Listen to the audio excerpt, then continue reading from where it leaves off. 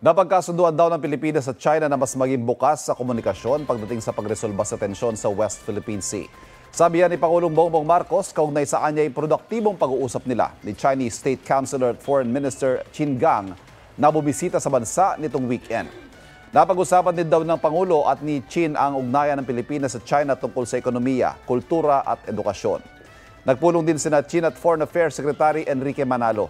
Ay kay Manalo, parehong naniniwala ang Pilipinas at China na hindi lang sa mga gusot sa West Philippine Sea nakasentro ang ugnayan ng dalawang bansa. Sabi naman ni Qin, dapat idaan sa pagkakaibigan at mapagkakatiwalaang pag-uusap ang pagresolba sa mga isyu ng Pilipinas at China. Igan, mauna ka sa mga balita. Panoorin ang unang balita sa unang hirit at iba pang award-winning newscast sa youtube.com/GMA News. I-click lang ang subscribe button.